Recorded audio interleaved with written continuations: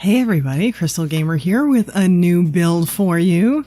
This one is a large build and it's, I think, kind of a lot of fun, I hope. It's different, it's very different. It is for Tiffy Sims Futuristic City Challenge.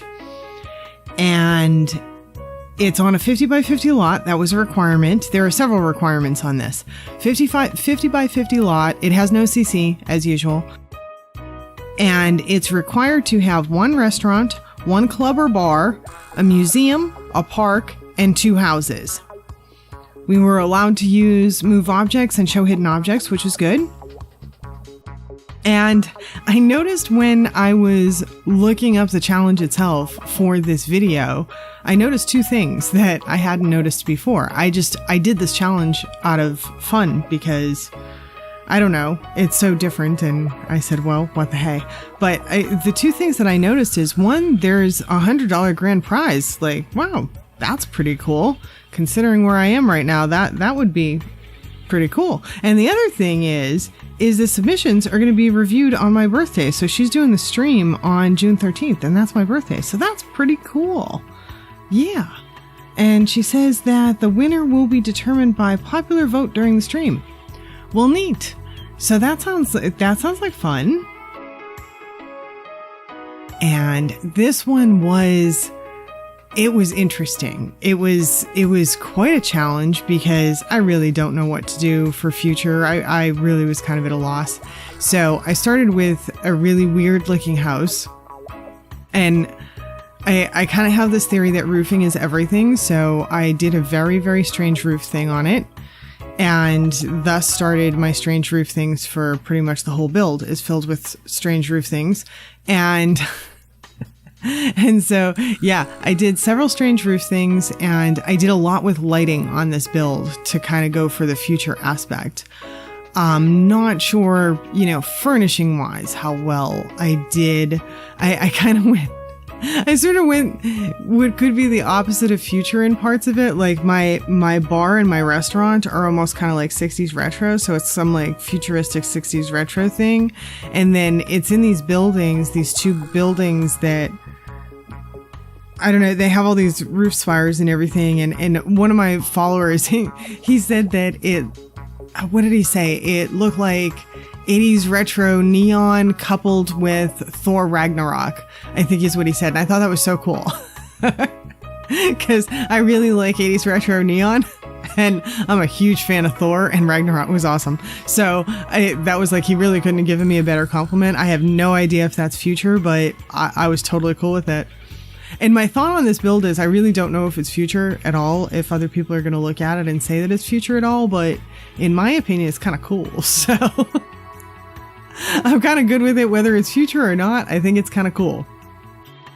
Now, please excuse the footage sort of skipping around. You're going to notice a lot of skipping, and honestly, this is a 50 by 50 build. It's huge. It was hours and hours and hours of footage, so I really had no choice. If we didn't want to have hours and hours of video, I had to cut things out. So I tried to cut out a lot of repetitive tasks and things like that. And then the other thing that I did on this video to save loads of time was I did that undo redo method for the interior furnishings.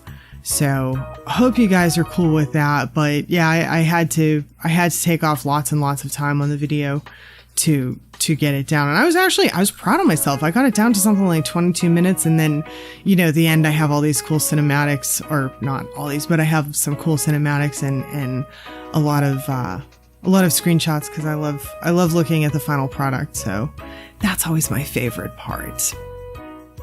Now, let me tell you about where we are and what this is. So this is a tourist stop, and the year is 3027. Now, in the last 1009 years, humans have advanced significantly, and then they didn't. And then they advanced, and then they didn't. And so there's been kind of a yo-yo thing that's been happening for the last 1009 years. But they were doing really well at the first couple of 100 years of the 2000s, particularly in travel speed, and especially in air travel, both on Earth and not. There were a ton of advancements in space travel made. There was this famous guy who came along, this guy named Neil Harland, who was a genius in multiple fields, astronomy, science, engineering.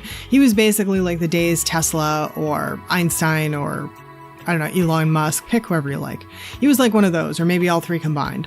So he was crazy smart, and he invented all kinds of things that allowed for significantly fast travel speeds, which meant that humans were able to go to places that they had never been able to go to before.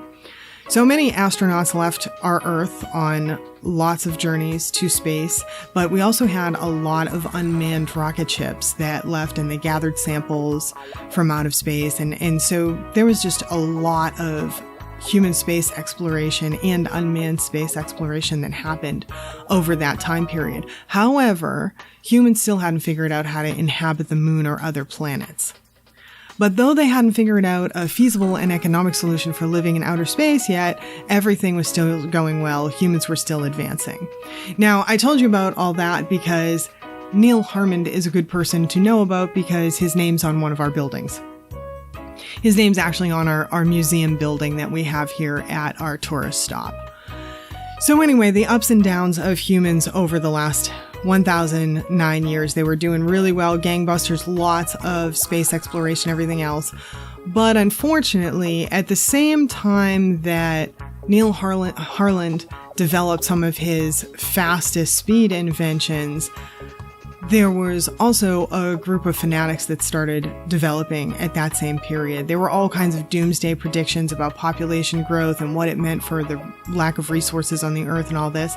And so a group of fanatics started to form, and they got bigger and bigger over time. And humans ended up in World War III with this group of fanatics who tried to essentially take over the world and do what they referred to as the culling, to reduce human populations down to only the most vibrant and physically fit people. Basically, they were trying to do a survival of the fittest thing. Well, World War III ended up being the most deadly war in all of history, with hundreds and hundreds of millions of lives lost. They sort of succeeded in reducing the Earth's population, though not the way they entailed.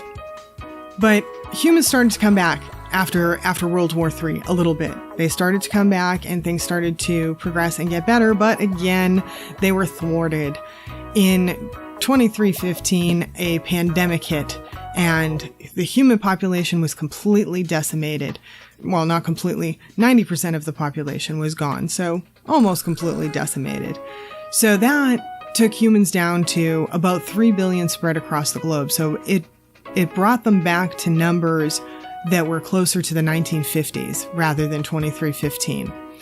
And it stopped everything on Earth for a while. All progression stopped, all space travel stopped, and all of that. And the reason that I tell you that is because you will now understand why everything in our museum is so valuable. There has been no space travel since 2315, and it is now 3027. So it has been hundreds of years since space travel, making our museum at our tourist destination extremely valuable because our museum houses all kinds of space rocks and artifacts and things that were collected, space imagery that was collected when there was still space travel. So it's an art museum, but it's a historic art museum for all of the space items that were collected years ago. And it's also named after our famous genius who developed all of those fast travel techniques.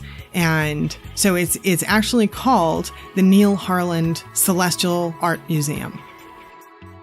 Now, getting back to the year 2315, after the pandemic, the human population took a long time to start to come back, but it did. And by 2692, the human population was back to about 6 billion people. Advancements were made again. It had not gotten to be the way it was pre-pandemic. It didn't quite get that way, but there was a resurgence until there was a supervolcano eruption in 2692. Yellowstone erupted and pretty much took out all of the United States and Canada, and it set the globe into a volcanic winter.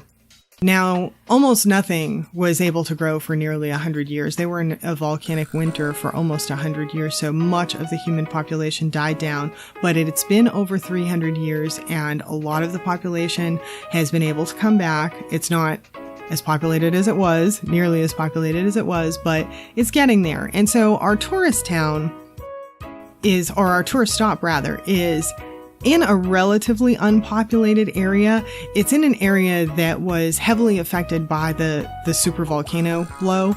It was on the outskirts of that. It's not right in it, but it was affected enough by the volcano blow, and all the population over there had been decimated. But this tourist facility existed years ago. These buildings existed years ago. It's just that the family that lives here has come in and they've refurbished it.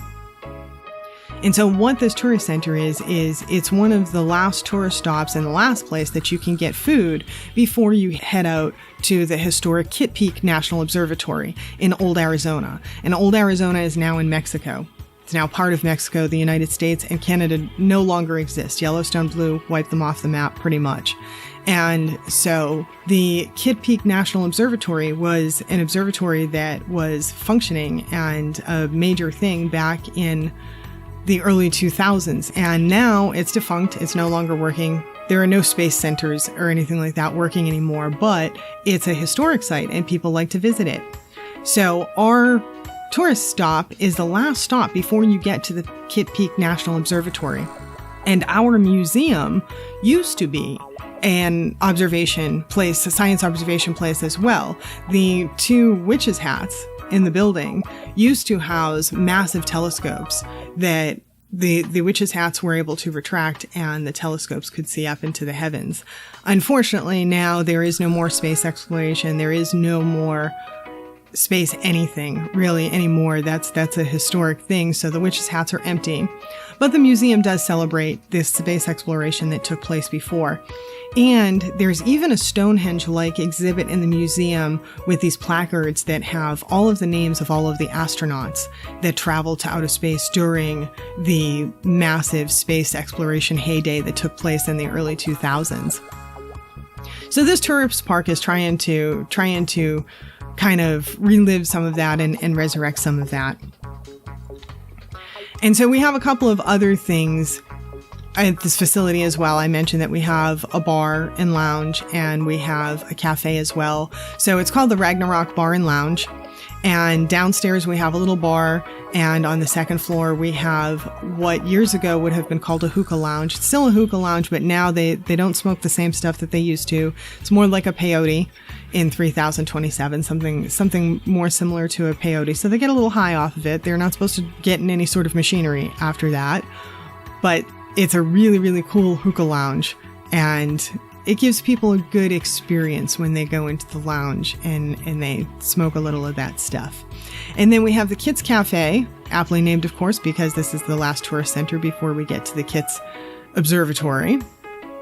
And then the two homes that are on our tourist lot are there because they are the family that refurbished this place and the family that runs it. And so we have Mom and Dad and their oldest son live in the largest house. And the oldest son he's an older boy. He's 18 years old or turning 18 years old. And so all of them work the business. And then daughter and her fiance live in the smaller house. And the daughter she's the big one that's into the museum. So she runs the museum, and Dad runs the bar, and the son works the cafe, and both Mom and the daughter's fiance float between those different areas depending on what's the busiest and what needs the most help. And it's really convenient for all of them to live and work here on site because, like I mentioned, there isn't too much population locally, so they have to drive an hour to go get food and supplies and stuff like that. So living and working on site is definitely beneficial for them. And then on top of it, they have a little courtyard in the middle that is for tourists, but obviously they can use it themselves with a basketball net and a kid's playground, which will come in handy for the daughter and her fiance in a few years, because I'm sure they're going to start having kids. And then there's a pretty little courtyard with an art sculpture and some chess tables as well. So that's what ends up being on the lot, and that's essentially the story of what is to come, or what is coming as we watch here. Now, outside of the story, there's probably a couple of other things that I can tell you about the build. I had one person ask me online, because I put out a couple of Twitter teasers online for the build, and one person asked me how I got the back buildings and the water and everything to light up and be so purple and all of this. And I don't remember who that person is, but hopefully they end up watching my video.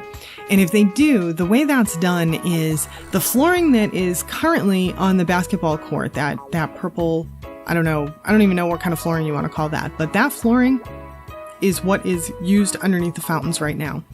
And the fountain lighting, of course, the fountains themselves are the purple fountains.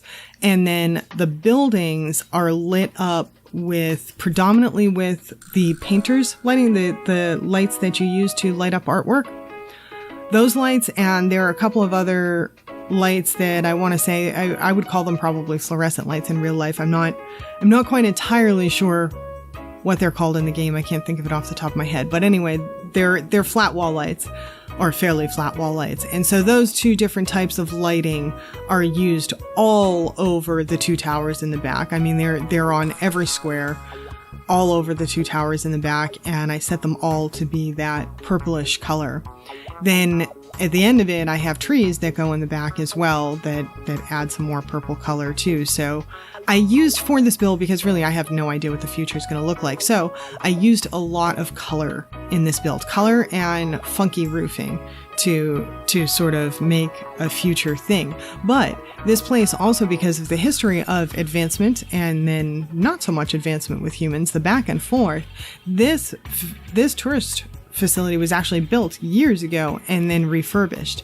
So humans are only so advanced at this point. They didn't advance the way we today may have expected them to advance. They advanced and then fell back quite a bit. So this is actually a refurbishment of something that was in existence back in the heyday of the human population. And let's see, what else can I tell you about it? I end up using a lot of turquoise in the middle at the end, ultimately. And I do a lot with lighting there as well. I put in the art sculpture, and then I do a lot with turquoise lighting all throughout the outside of the museum and around the art sculpture and all of that stuff. So I add in a lot of turquoise lighting, and basically I'm using the lighting elements and the roofing elements as, I don't know, the most future stuff that I could kind of come up with, and a little bit of a funky floor choice for an exterior area, and that was also to make it seem a little bit more futuristic. So yeah, so this is my kind of funky future build. I hope you guys like it. It's definitely something that is for sure different than anything I've ever done. Don't know how successful I was on the whole future aspect, but I don't know. I think it's cool. Regardless of whether or not it meets the future thing, I think it's pretty cool. And I hope you guys do too. And if you do, I will kindly ask you to please hit the like button and the subscribe. That would be good if you're not yet subscribed. If you're already subscribed, don't worry about it. Just keep it that way. It's perfect. You already got it going on. But if you're not yet subscribed, it'd be cool if you hit the button. And that way you can come back and visit me again. And hopefully see some other cool builds. I do both big and small. In case you're new to my channel, I do all kinds of stuff. I also have a challenge that I do every few weeks, a pack challenge, and I just started an LP series. And I don't really know what I'm doing, but if you're interested in watching someone who doesn't really know what they're doing do an LP series, check mine out, because it's going to be fun. At least I hope so. This is what I'm going for.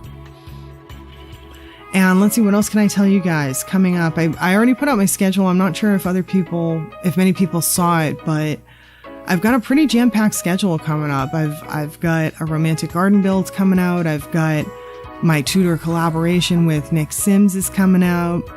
I've also got, let's see, what else do I have? Oh, the romantic garden challenge results are going to be out. That's going to be a fun video. So yeah, there's quite a few things, and I did put the schedule out on Twitter for anyone that is interested in checking that out. And so, yeah, I think that's probably it for today. And so I should say thank you very much for spending the time with me today. And I do hope that you come back to see me again sometime. Bye now.